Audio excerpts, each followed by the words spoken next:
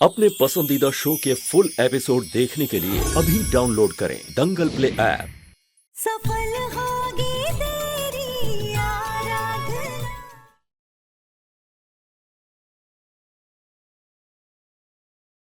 साहब, ना तो मैं झूठ बोलती हूँ और ना ही मुझे आपके पैसों की कोई भी लालच है। अरे बस बस बस बस करो यार, बस करो। हाथ जोड़ दिए मैंने, और क्या चाहिए तुम्हें? एक और झूठ बोलना चाहती हो? ये झूठ बोलने की जरूरत नहीं है तुम्हें आराधना। साहब, आप मुझे तुम्हें मालूम था कि मैं सब कुछ बर्दाश्त कर सकता हूं, पर झूठ नहीं बर्दाश्त कर सकता। और तुमने झूठ का अंबार खड़ा कर दिया। ये है ना तुम्हारा पति? साहब, आपने ही मुझसे कहा था कि पति का चेहरा बताओ, तो क्या बताती, कैसे बताती? एक और झूठ बोलती, वही करती आई हो ना तुम।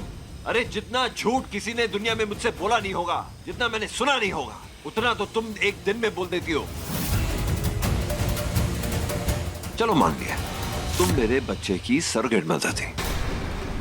तुम मुझे झूठ बोलकर मेरे साथ बरेली क्यों आई?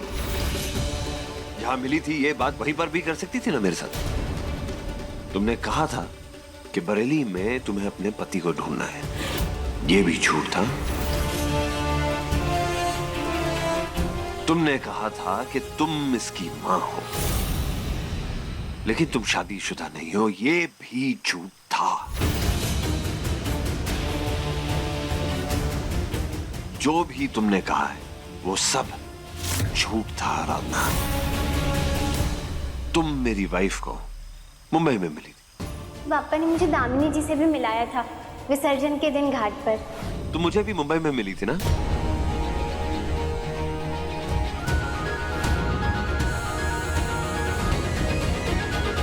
आनंद सदन वहां काम करती हो ना तुम, कि वो भी भूल गए? वहां पे तुमने कादम्बरी से पता लगाया कि मैं और मेरी वाइफ की सरोगेसी फेल हो चुकी है, और तुमने उस इंफॉर्मेशन का फायदा उठाया। और तुम्हें लगा कि ये इंसान है जो अमीर और बेहद बेवकूफ है, इसको अपने फायदे के लिए मैं आसानी से ठग सकती हूँ, है ना? हाँ साहब, मैं मानती हूँ कि मैंने आपसे सच्चाई छिपाई है, और अब अगर चाह रही हैं तो इसे झूठ कह लीजिए, क्योंकि इस वक्त मुझे अपनी कोई परवाह नहीं है साहब। इस वक्त मेरा सबसे बड़ा सच ये है कि मैं आपकी और दामिनी जी के लिए सरोगेट माँ बनी थी, और ये बच्चा आपका और दामिनी जी का है, और ये सच कभी नहीं बदलने वाला साहब। बस, मुझे तुम्हारे सच और झूठ से कुछ फर्क नहीं पड़ता है। अरे मुझे तो यकीन नहीं होता है कि इतनी सच्ची आंखों के पीछे इतना झूठ और फरेब छिपा है। प्रिटी आईज, मैं तुमसे ही बात कर रहा हूँ, girl with the pretty eyes.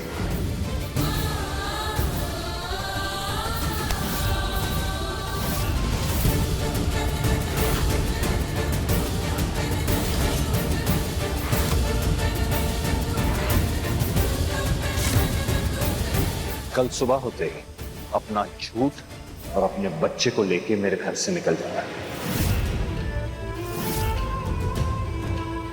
और तुम्हारे बच्चे का ख्याल रखने के लिए तुम्हें पैसे मिलने चाहिए, क्योंकि मैं नहीं चाहता कि किसी के किए की सजा उसे भुगतनी पड़े।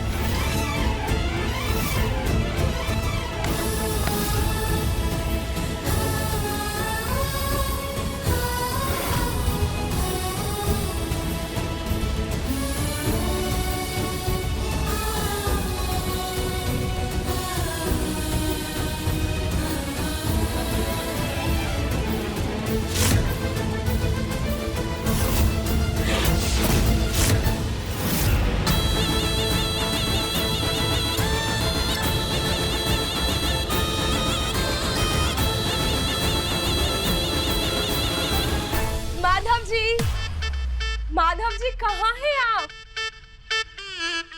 आ गए हैं तो आज आपसे अपनी बातें कहकर ही जाएंगे। अरे वाह, क्या कमरा है! मतलब इसके आगे 5 स्टार होटल के रूम भी फेल है।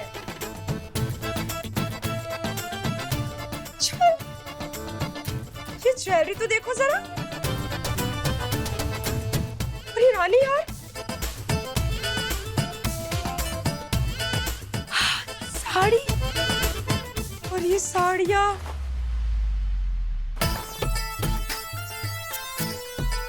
बस एक बार हमारी शादी माधव जी से हो जाए, फिर तो ये दामनी जी के महंगे महंगे गहने और ये साड़ियाँ, ये सब कुछ हमारा हो जाएगा। वाह सिंपल, तेरी तो लॉटरी लग गई।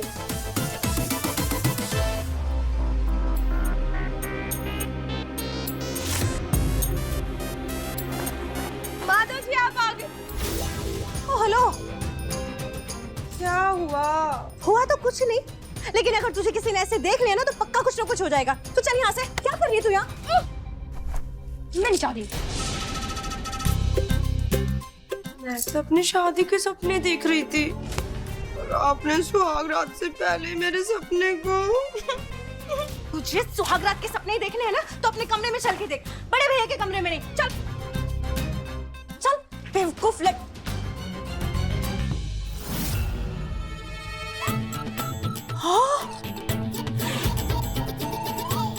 भगवान, जेठानी पागल है क्या? ये गहने क्यों पहन रखे तूने जेठानी जी के? हाँ, बड़े भैया ने अगर तुझे इन गहनों के साथ देख लिया ना तो कयामत आ जाएगी। बेवकूफ लड़की, जेठानी जी के गहने पहन कर बैठी है। स्टूपिड। ये तो मेरी है ना। सुनो पहले मेरी बात। कल घर में सामूहिक विवाह का आयोजन हो रहा है, तो मैंने सोचा आज किसी भी तरह उनको अपने हुस्न के जाल में फंसा कर, उन्हें अपने प्यार में गिरा कर किसी भी तरीके से उस मंडप में बैठ जाऊं, उनके साथ साथ फेरे ले लूं, बस। वाह, पागल हो गई है। बड़े भैया को क्या समझ के रखा है तूने? और अगर उन्होंने तुझे ऐसे देख लिया ना तो प्यार में गिरने का तो पता नहीं, पर तुझे गाड़ी में बिठाकर तेरे घर तक जरूर गिरा कर आएंगे वो। और जिस सामूहिक विवाह में तू बैठने के सपने देख रही है ना, वो सामूहिक विवाह भारद्वाज फैमिली हर साल गरीब जरूरतमंद लड़के लड़कियों के लिए खुद से आयोजित करता है, समझी? तू चल यहाँ से। दीदू, इतना डरने की जरूरत नहीं है, क्योंकि आराधना और बड़े भैया दोनों इस घर से गायब है। गायब है? हाँ, मतलब? मैंने अभी थोड़ी देर पहले आराधना को बाहर जाते हुए देखा था।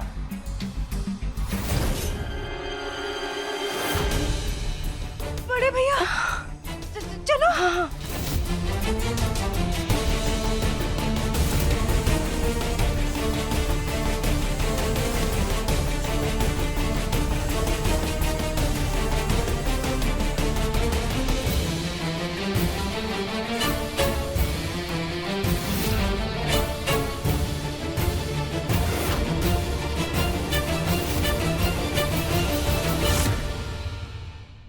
ये 1.5 फुटिया यहाँ भी?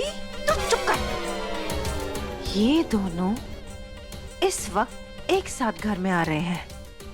इसका मतलब ये है दोनों एक ही जगह से वापस आ रहे हैं।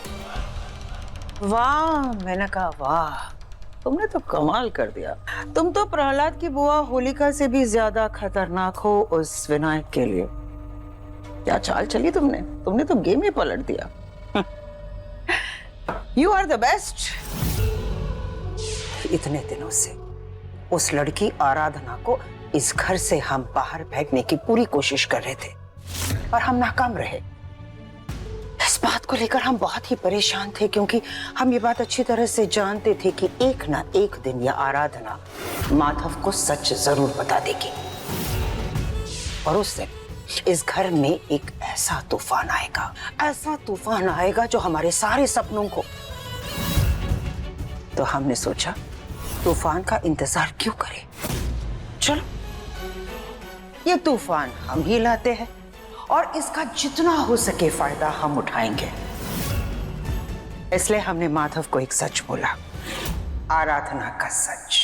घर में ही कहीं अंदर मिलने के लिए थोड़ा संकोच हो रहा था मुझे, तो बाहर गार्डन में मिल सकते हैं। माधव,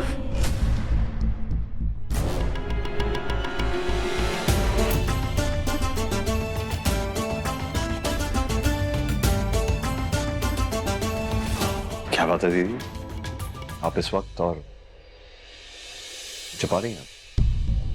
क्या हुआ? सब ठीक है? हमारे साथ हुए बहुत बड़े धोखे का सबूत। कैसा सबूत? इतिहास गवाह है माधव, झूठ बड़ी आसानी से बिक जाता है, लेकिन सच्चाई को बार बार सबूत देने की जरूरत पड़ती है।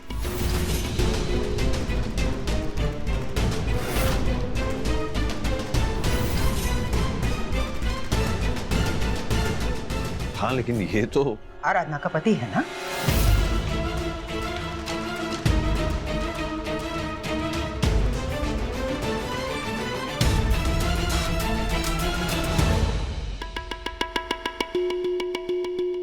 ये कोई आराधना का पति नहीं है।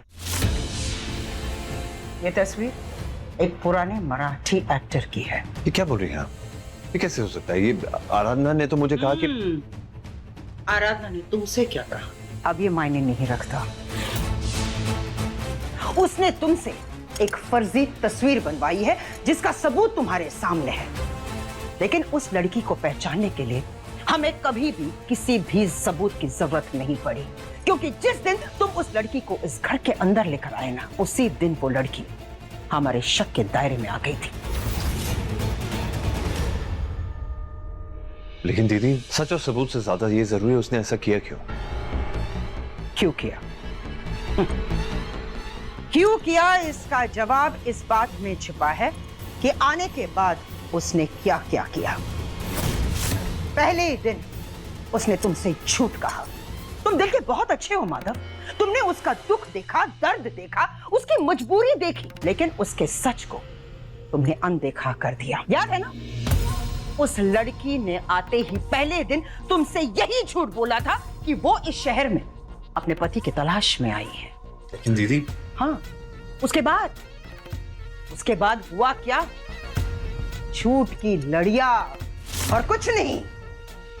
माधव, हम ये नहीं जानते कि अपनी सफाई में उस लड़की ने तुम्हें कौन सी नई कहानी सुनाई, लेकिन सच बात तो ये है कि उसका कोई पति नहीं है। ले दे के मुंबई में कोई वो 2 टके का गुंडा, क्या नाम है उसका, हाँ विलास, जिसे वो अपना बॉयफ्रेंड या यार बोलती है, हमें नहीं पता, लेकिन वो भी इस बच्चे का बाप नहीं है। अगर वो भी इस बच्चे का बाप नहीं है तो फिर इस बच्चे का बाप कौन है? हाँ, कौन? तुमने भी यही सवाल पूछा होगा ना उससे, और जवाब में आराधना ने यही कहा होगा कि जाकर तलाश करो उस इंसान को जिसके बारे में वो खुद कुछ नहीं जानती थी, ना उसका नाम, पता, नंबर कुछ नहीं पता था। लेकिन जब तुमने तस्वीर बनाने की बात कही, तब उसने एक पुराने मराठी एक्टर का हुलिया बता दिया, वो आदमी जो तुम्हें कभी नहीं मिल सकता था। इतने धोखे, इतने झूठ, इतने फरेब क्यों माधव, क्यों?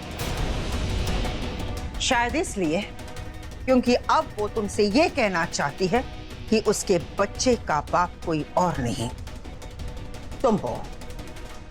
तुम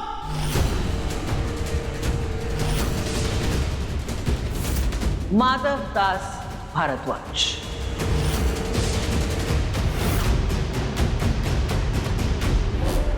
ये कैसे पॉसिबल है? ये पॉसिबल ही नहीं हो सकता। It's not possible, no, never. पर हमने सोचा, गौर से सोचा, वो आराधना मुंबई की लड़की थी। 1 साल पहले वो तुम्हें और दामिनी को मुंबई में मिली थी, और उसने हमसे ये भी कहा कि वो आनंद सदन में काम करती थी और उस नालायक कादम्बरी को बहुत अच्छी तरह से जानती थी। इसका मतलब यही हुआ ना कि उसे सब कुछ पता था। तो जाहिर सी बात है कि उसे ये भी पता चल गया होगा कि तुम और दामिनी सरोगेट कैंडिडेट की तलाश में मुंबई गए थे। 1 साल बाद यूं ही राह चलते बदायूं में वो तुमसे मिल गई और फिर तुम उसे लेकर यहाँ बरेली आ गए। अब ये सब कुछ कोइंसिडेंस तो नहीं हो सकता ना, और ना ही ये संजोग है, बल्कि ये एक सोची समझी साजिश है। अपने बच्चे को तुम्हारा बच्चा बताकर वो तुमसे पैसे ऐंठना चाहती है। अगर यही उसका इरादा है तो ठीक है, लेकिन अगर इस आलीशान घर में वो अपनी जगह तलाश कर रही है तो फिर भगवान ही मालिक है। देखिए दीदी, ये जरा भी पॉसिबल नहीं है, क्योंकि दामिनी और मेरी सरगसी जब कंप्लीट ही नहीं हुई तो फिर ये बच्चा मेरा कैसे हो सकता है? कहानियां बनाने में तो वो मास्टर है ही। माधव, पता है तुम्हारी प्रॉब्लम क्या है? उसकी बात तुम बड़ी आसानी से मान लेते हो। मान लो, अगर कल को वो ये बताती है कि तुम्हारे बच्चे की सरगसी मां वो है और वो बच्चा तुम्हारा है, तब तुम क्या करोगे? बोलो, क्या करोगे तुम?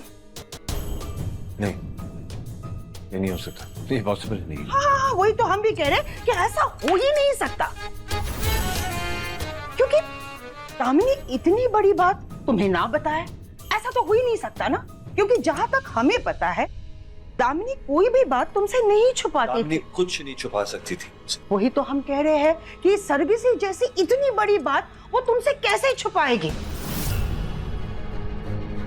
चलो मान लेते हैं कि ऐसा हुआ है, और अगर ऐसा हुआ है तो फिर आराधना दामिनी के जाने के बाद यहाँ आई क्यों नहीं? बच्चा पैदा करने से पहले वो तुमसे मिली क्यों नहीं? 14 महीने का इंतजार उसने क्यों किया? क्यों? सच बात तो यह है माधव कि उसे सब कुछ पता था, सब कुछ। उसने एक प्लान बनाया है और यहाँ इस घर में जो कुछ भी हो रहा है उसके प्लान के हिसाब से हो रहा है।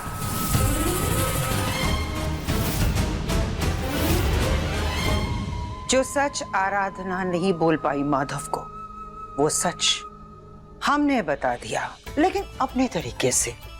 उस सच में थोड़ा सा फरेब का तड़का डालकर उसे और मसालेदार बना दिया हमने। एक ऐसा झूठ जिसके सामने आराधना का सब भी सच फीके पड़ जाएंगे, क्योंकि हमारा झूठ उसके हर सच पर भारी पड़ेगा। अब तुम यही सोच रहे होंगे कि यकीन के साथ हम इतनी बातें कैसे कर सकते हैं।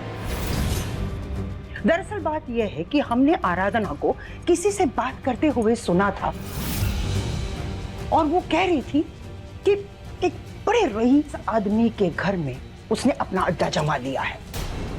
दामिनी और साहब ये दोनों मिले थे मुझे 1 साल पहले मुंबई में, जब वो मुंबई आए थे सरगेट कैंडिडेट की तलाश में। और फिर अचानक दामिनी का एक्सीडेंट हुआ और वो मर गई। और कादम्बरी ने भी उसे ये बताया है कि उसकी तो सरगसी हो ही नहीं पाई। तो अब मैं अपने इस नाजायज बच्चे को दामिनी और माधव के सरगसी से पैदा हुआ बच्चा बोलकर माधव को दे दूंगी, और उसके बाद मैं उसके साथ इस घर में सेट हो जाऊंगी।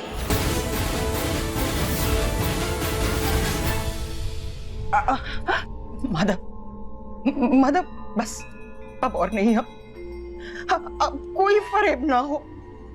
खुद को और हम सबको उस लड़की की बदनियती से बचा लो। अब और नहीं। क्या ये सब सच है दीदी? क्या ये सब सच है? माफ करना माधव, लेकिन हाँ, यही सच है। अगर माधव को सच बोलने के इतने सारे मौके वो नहीं गवाती, तो हम ये सच माधव को कभी बता ही नहीं पाते। क्योंकि इंसान की यही फितरत है कि सच्चाई सामने आने से पहले अगर आने वाले सच को उस इंसान के सामने पेश किया जाए, तो वो इंसान सबसे पहले उसी सच पर विश्वास करेगा। और इस केस में वो सच हमने ही बोला। कल आराधना इस घर से अपने चिराग समेत फेंक दी जाएगी। और सुबह का इंतजार हमें बेसब्री से होगा। मेनका, ये जंग तुम जीत गई हो। You are the best.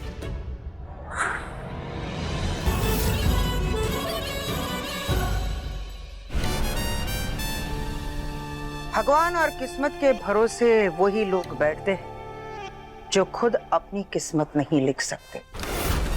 लेकिन हम तो बिल्कुल ही अलग हैं, क्योंकि हम अपनी किस्मत खुद लिखते हैं और दूसरों का नसीब भी। हम तुम्हें सिर्फ इतना ही बताना चाहते हैं कि तुम्हारा नसीब बदलने वाला है। हमारे रास्ते का कांटा यानी कि आराधना, उस लड़की को हमने हमारे रास्ते से हटा दिया है, हमेशा हमेशा के लिए। और अगर हमारा ये कांटा तुम्हारे लिए फूल है तो पकड़ लो उसे। ये फूल कांटा वगैरह बराबर है। तू है कौन? तुम्हारी शुभ चिंतक, वही शुभ चिंतक जिसके कहने पर तुम मुंबई से बरेली आए हो। अच्छा, एक बात बता मेरे को, इतना उपकार क्यों कर रही है तू मेरे पे? क्या फायदा है तेरा? हमारे फायदे के बारे में मत सोच, अपने फायदे के बारे में सोच। आराधना कल इस घर से निकल रही है, वो भी बिल्कुल अकेली। कल जब वो लड़की घर से बाहर निकलेगी तो आराधना और उसके बेटे को लेकर तुम यहाँ से भाग जाओ मुंबई। और सुनो, इस बार कोई चूक नहीं होनी चाहिए, वरना इस बार तुम कभी बच नहीं पाओगे। घर के बाहर जो गेट है ना, वहां एक एम्बुलेंस में तुम आराधना का इंतजार करोगे। और जैसे ही वो लड़की अपने बेटे को लेकर बाहर निकलेगी ना, तुम उसे पकड़कर एम्बुलेंस में डाल दो, ताकि उसके चीखने और पुकारने की आवाज कोई भी न सुने। इस शहर से तुम्हें बाहर निकालने का इंतजाम हमने कर दिया है। ठीक है, मैं उसको इस शहर से लेके चला जाएगा।